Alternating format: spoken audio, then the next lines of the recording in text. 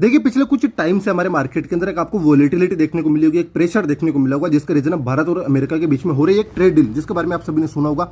लेकिन ऐसी कौन सी ट्रेड डील है जो अभी तक हो नहीं रही, ऐसे कौन से पॉइंट पर आकर वो रुक रही है, आइए इसको फटाफट से समझते हैं। देखिए हमारे बीच में डील न होने का सबसे बड़ा रीजन है अमेरिका की एक जिद। अमेरिका चाहता है अपने एग्रीकल्चर और डेयरी सेक्टर के गुड्स को भारत के अंदर एंट्री दिलवा दे, लेकिन क्या हमने उनको रोका है? तो दोस्तों हमने कोई रोका वोका नहीं है, हम उनसे केवल टैक्स वसूलते हैं उनके कुछ प्रोडक्ट के ऊपर। अगर आप देखेंगे मिल्क के ऊपर 60%, एप्पल्स पे 50%, गेहूं के ऊपर तो हम भाई साहब 100% तक उनसे टैक्स वसूलते हैं। तो दोस्तों हम ऐसा इसलिए करते हैं क्योंकि भारत की आज भी 40 to 50% आबादी कृषि के ऊपर निर्भर है, चाहे वो डायरेक्टली करे या फिर इनडायरेक्टली। लेकिन दोस्तों अगर हम ये टैक्स उनसे नहीं वसूलते तो भाई साहब वो अपने माल को यहाँ पर मतलब डंप कर देंगे पूरा, ठीक है, जिससे हमारे किसानों को बहुत बड़ा नुकसान हो सकता है और हमारे मार्केट के अंदर पूरा मतलब इस सेक्टर का पूरा मार्केट खराब भी हो सकता है। अच्छा, एक खराब हो सकता है क्या पहले ऐसा कभी हुआ? देखिए एक समय था जब हमारे देश के अंदर ऑयल सीड्स पैदा होते थे, जैसे कि तिल्ली की फसल हो गई या फिर सरसों की फसल हो गई, लेकिन अब वो उतनी देखने को नहीं मिलते क्योंकि बाहर से पाम ऑयल इतना सस्ता आ चुका था कि भारत के इस महंगे पाम ऑयल को खरीदने के लिए कोई तैयार नहीं था, जिसके कारण ये पूरा सेक्टर बर्बाद हो चुका था और किसानों को पहले भी इसके कारण नुकसान हुआ है।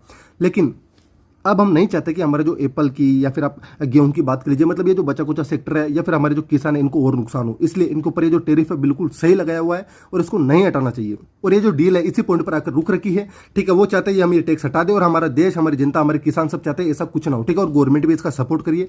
इसी के कारण गवर्नमेंट तैयार नहीं है कि भाई हम ये टैक्स नहीं हटा सकते और वो चाहते हैं कि हम टैक्स हटा दे, बस इसी के चक्कर में डील अटकी हुई है।